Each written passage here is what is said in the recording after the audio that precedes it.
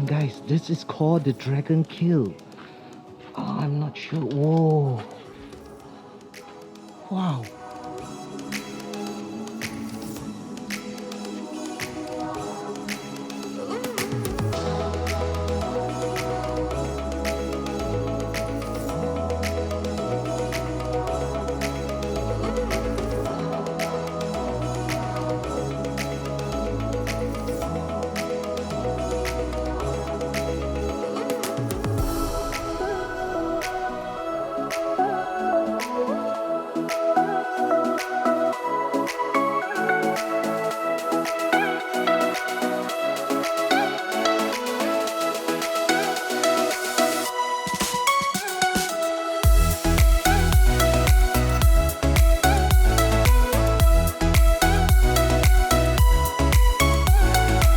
So I was hoping that today wouldn't be so bright, and thank God it's not that sunny.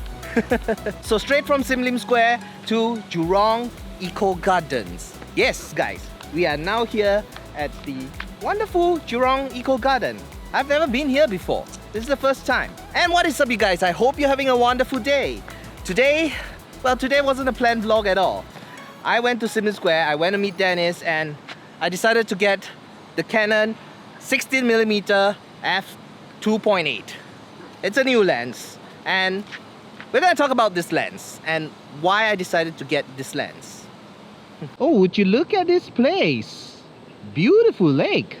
So I want to start by saying the current lens I'm using right now is the Sigma 24mm f1.4. I just want to have a disclaimer. I have no problem vlogging with this lens, apart from it being a little bit weighty, but hey, I built the vlogging muscles for that. So I'm quite strong and quite steady vlogging on this lens right now. However, there is a couple reasons why I decided to get the 16mm f2.8. Now, the biggest reason is because you guys told me that, oh no, it's too blur, I want to see more focus and etc, etc. You guys, there's a monkey over there. Okay, whoever thought that there's monkeys here at Jurong Eco Garden?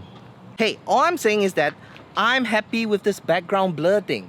I enjoy it. I feel like that's how camera lens should perform, you know? But what I feel is great may not necessarily be great for the viewers. Alright, so here's the problem with an aperture 1.4.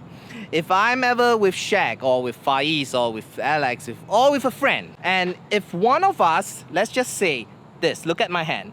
Let's say if one of us is just back up a little bit, that person, you look at my hand, it's kind of blur already, right? If I'm vlogging alone, it's perfectly fine. But if there's two person or maybe three, then everybody has to be in the same line. Otherwise, one will be blur and the other one won't be.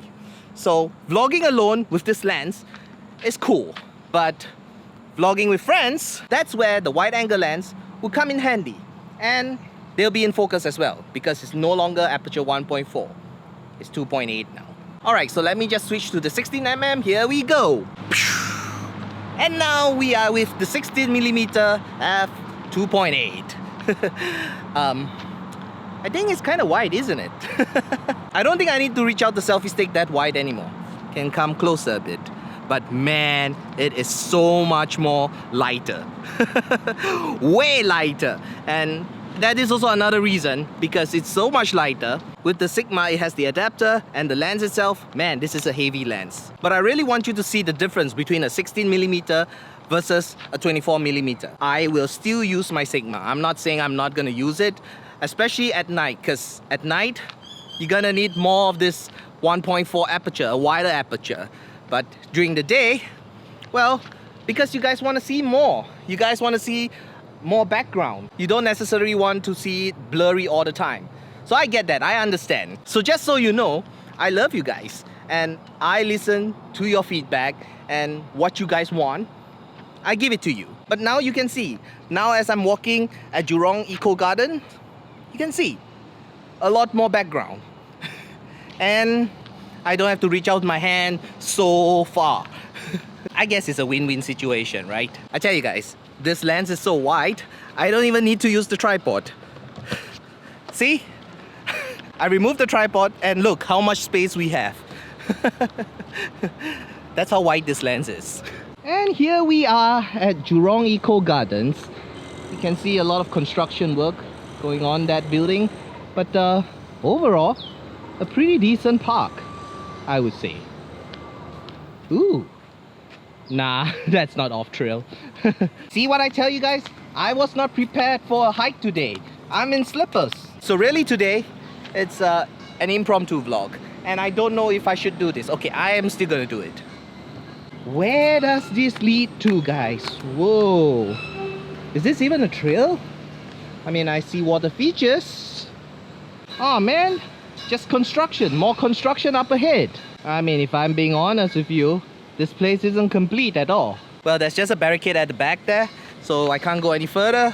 But yeah, Jurong Eco Gardens.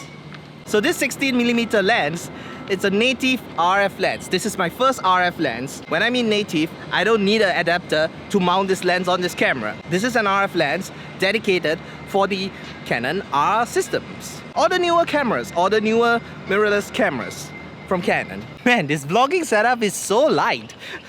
It's so light, it almost feels like I'm vlogging with a GoPro. Now I was saying that this is my first ever RF lens and it is cheap. This lens itself costs about $470 Singapore dollars. But you know, Dennis always gives me a good price. I ain't gonna say how much Dennis gave it to me for because that's my special price from Dennis. Now, one thing I don't like about wide-angle lenses is like, look at this. Look at how long my hand is. Whee! So I just gotta be careful with the edges because it distorts a lot. I think that's pretty much it for Jurong Eco Garden. It's not a very big park and also partially not so complete. But there is a pottery. Is it pottery? I think it's pottery. We're gonna check this place out. Look at that, guys. Right in front of us, there is like a place where they make pots. Would you look at this, guys? Very, very cool. Pots, statues. Let's go check it out, guys. And there's like a little sitting area here and a place where you can climb up. Okay, we'll climb up. Hope it's safe. It's kind of like a viewing deck, I would say. But yeah, up here you get to see the whole Jurong Eco Garden. And I believe it's a lookout place for bird watchers. Nice little banyan tree at the back to give us a bit of shades. Alright, let's go down and check out this pottery place. Look at that. Massive, isn't it? Well, this is what you get for impromptu vlogs. I'm not prepared for this, but I just decided to make a video. Alright, before I get to anywhere, you guys know, any place you go, you need the mask still.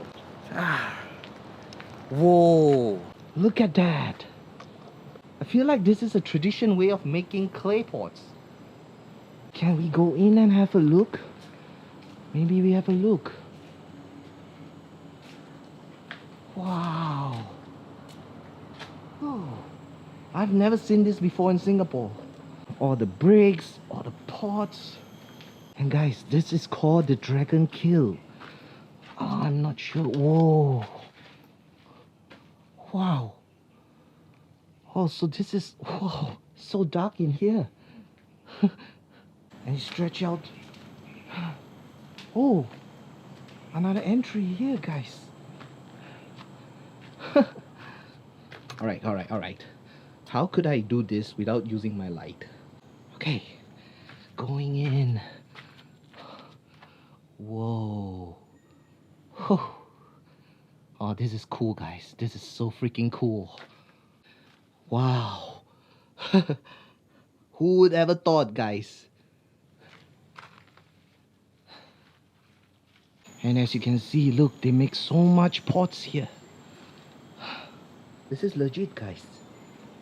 And guys, this is how it works. Pause the video if you have to.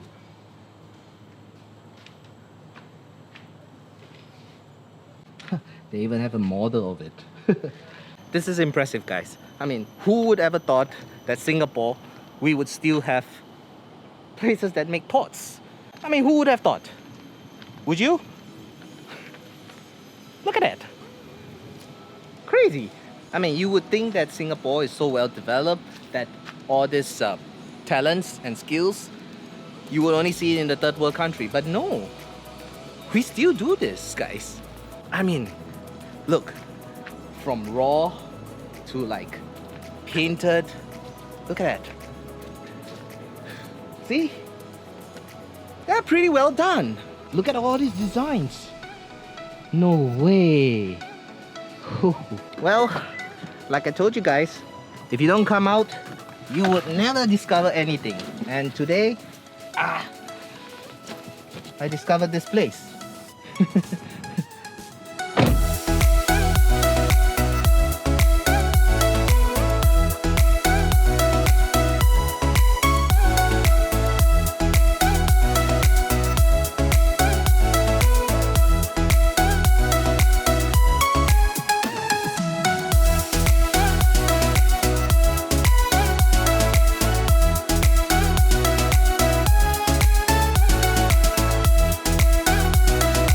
So let's wrap this up and let me tell you why I love the 16mm.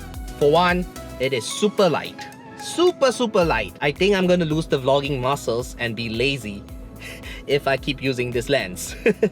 The second point is the focus. Now, Canon is awesome in autofocus, and with this lens, you're getting an STM Moto which focuses silently. With the Sigma 24, sometimes I get this focus sound. Hey, with this 16mm, you would have no issue in terms of focus noise. Let me give you an example.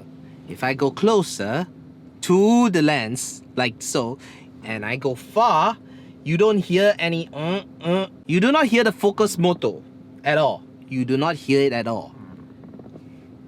Okay, that's just my ass. Well, I guess that's pretty much why I would say I like this lens. And it's affordable. It is my first RF lens, native lens, for the Canon. The Canon RP with the 16mm is super light, guys. It's ridiculous. Now, what I do not like about this lens, my hands, they are bigger than my head. It's not even funny, guys. Yes, the distortion on the edges, this is the problem that you would face when you're having a wide angle lens, but I could really correct it in post-production. It will help a bit, but if you could see my hands, it's not as bad as if I didn't correct it, right? I just feel like this wide angle look, you don't see this look when you're going to watch a movie. Like, it's very rare that they will use a lens like this in any movies. Whereas this here is the kind of look that you would see in movies. No distortion. My hands is not bigger than my head. The B-roll you saw when I started today's vlog was done with this 24mm. When I was coming back from that pottery place, I did the B-roll using this 16mm. You could see it struggles with B-rolls. I personally feel that it doesn't do well with B-rolls. So in conclusion, definitely this 24mm will have to come out with me every single day for sure for B-rolls. And I'm not gonna go lazy and just use this lens. I still want to maintain my vlogging muscles. So anyways guys, that's pretty much it, my take on the 16mm f2.8. Let me know what you think. Let me know which footage you prefer. Would you prefer a wider footage that you can see the background more, or would you prefer this? Because this is, to me, in my eyes, this lens is so much better than this. I would say like I have to switch between the 16mm and the 24mm, and like if I want to show more and if I want to show you my background, then I should use the 16mm. But if ever I'm vlogging at night, then definitely this 24mm would still be my go-to, because this would not do very well at night compared to the 24mm. Alright, so short little impromptu vlog today. I hope you enjoyed today's vlog. Please remember to subscribe, hit the notification bell, and leave your comments down below. Let me know which look that you like. Do you prefer the 16mm or the Sigma 24mm? And as always, give me a like for this video if you enjoyed it, and share with your friends and family if you think this video is helpful. I will see you in the next one. You guys keep smiling. See ya! Oh yeah, and let me know if you have any question on the 16mm. Vlogging wise, stabilization, it's a wide angle, so you don't have to worry about stabilization so much. And plus, the in-body stabilization on the Canon is amazing, so you could use that It's not a problem at all. But yeah, I'm gonna lose my vlogging muscles vlogging with this lens. Man, it's like feather light. I guess because the vlogging muscles is a little too strong now. My only fear with this lens is that because it's so light, I may just keep bringing out this lens and I'll forget about my 24 millimeters. That's a danger for me, guys. And the thing is, I'm not even kidding, guys. I don't even have my tripod with me. I'm just hand holding this camera right now.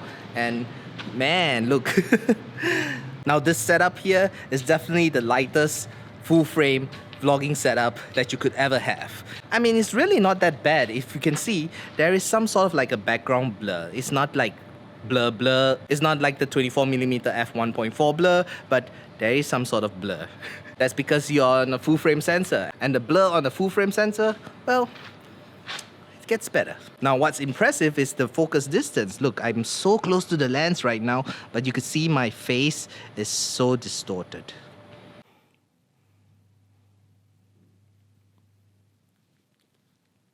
It's a little dark. Doesn't do very well in low light. Too much shadows. I will, however, want to try to vlog with this lens at night. Maybe I would need a video light or something. And let's see how it goes. And maybe this is better, right, Hazel? So much better, right? Now, as you can see, there are two people. Well, one human and a dog. But we are both in focus. You guys want to know how they make cute looking pets? Easy. Easy. Hey, not too close. No, not too close to the lens. Look at that. How cute!